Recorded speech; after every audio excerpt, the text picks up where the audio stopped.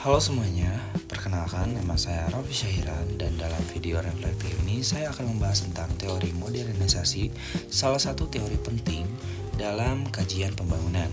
Saya akan menjelaskan apa pokok pikirannya, bagaimana penerapannya dalam konteks Indonesia, serta bagaimana teori ini membantu kita memahami dinamika pembangunan Indonesia saat ini. Adapun yang pertama, teman-teman, terkait dengan pengantar konsep pembangunan ini, yaitu adalah ketika kita berbicara tentang pembangunan, seringkali yang terbayang adalah pertumbuhan ekonomi, gedung tinggi, jalan raya, atau mungkin teknologi yang canggih. Namun, pembangunan tidak hanya soal materi, tapi juga tentang perubahan cara kita berpikir, sistem sosial, dan nilai-nilai masyarakat yang ada. Nah, teori modernisasi ini muncul untuk menjelaskan proses perubahan itu semua. Teori ini tuh berkembang sekitar tahun 90-an sampai 60-an saat negara-negara dunia ketiga baru berdeka dan berusaha mengejar ketertinggalan dari negara maju. Para ilmuwan sosial barat seperti Walter Rostow atau Talcott Parsons dan David McCallum berpendapat bahwa semua negara bisa maju jika industri jak negara industri barat itu tuh muncul. Menurut Rostow, pembangunan ekonomi berlangsung dalam 5 tahap. Yang pertama adalah masyarakat tradisional di mana kehidupan ekonomi masih sederhana dan bergantung pada pertanian. Yang kedua, prakondisional. Nah, ini itu untuk tinggal landas ketika mulai muncul perubahan seperti pendidikan, inovasi, investasi, dan infrastruktur yang ada. Yang ketiga adalah tinggal landas atau take off. Nah, saat sektor industri mulai tumbuh pesat dan mendorong ekonomi nasional, mereka tuh mulai untuk menuju kemajuan. Nah, adapun yang keempat yaitu adalah konsumsi massal tinggi, yaitu tahap masyarakat modern dengan kesejahteraan tinggi dan konsumsi besar-besaran. Menurut teori ini, pembangunan dianggap sebagai proses linear dan juga universal. Artinya semua negara akan melewati tahapan yang sama. Negara maju berada di tahap akhir, sedangkan negara berkembang masih berada di tahap awal dan perlu mengejar dengan modernisasi. Adapun teman-teman, yang kedua adalah terkait dengan pokok pikiran dan kritik terhadap teori modernisasi ini. Teori modernisasi ini menekankan pentingnya perubahan nilai-nilai sosial budaya seperti rasionalitas, produktivitas, disiplin, serta penggunaan teknologi modern. Nah, masyarakat yang modern digambarkan sebagai masyarakat yang terbuka, open-minded terhadap inovasi, menghargai ilmu pengetahuan, dan memiliki sistem birokrasi yang efisien. Namun, teori ini tuh justru menuai banyak kritik. Pertama, teori modernisasi dianggap barat sentris karena mengasumsikan bahwa jalan menuju kemajuan hanyalah dengan meniru model barat. Yang kedua adalah teori ini cenderung mengabaikan faktor ketimpangan global. Misalnya nih teman-teman, pengaruh kolonialisme, ketergantungan ekonomi, dan juga sistem kapitalisme dunia. Karena itu, muncul teori tanding seperti teori ketergantungan yang menilai bahwa keterbelakangan negara dunia ketiga justru akibat struktur ekonomi global yang tidak adil.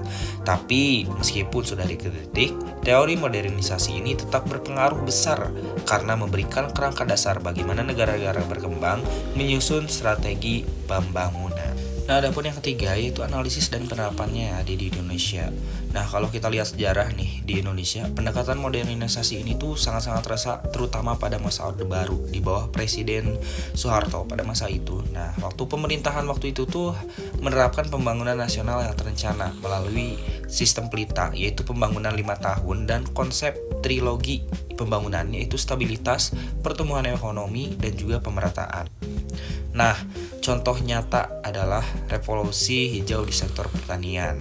Melalui penggunaan pupuk kimia, bibit unggul, dan teknologi pertanian modern, Indonesia berhasil mencapai swasembada pangan pada tahun 1984. Itu merupakan wujud nyata dari semangat modernisasi mengganti cara tradisional dengan pendekatan ilmiah dan efisien. Kemudian, kalau misalkan tadi pertanian, sekarang industri. Nah, pemerintah itu tuh mendorong pembangunan pabrik, jalan, bendungan, dan listrik. Tujuannya itu adalah agar Indonesia itu bisa melakukan take off menuju negara industri, dan memang pada dekade 80 sampai 90-an pertumbuhan ekonomi Indonesia itu termasuk salah satu negara tertinggi yang ada di Asia. Namun keberhasilan ini juga membawa dampak negatif. Nah, kesenjangan ekonomi antara kota dan desa itu tuh semakin meningkat. Eksploitasi sumber daya alam tidak terkendali dan masyarakat lokal sering tersingkir dari proses pembangunan. Nah, inilah salah satu kelemahan pendekatan modernisasi, terlalu fokus pada pertumbuhan ekonomi dan kurang memperhatikan keberlanjutan sosial serta lingkungan yang ada. Nah, selanjutnya teman-teman, yaitu yang keempat terkait dengan modernisasi di era sekarang.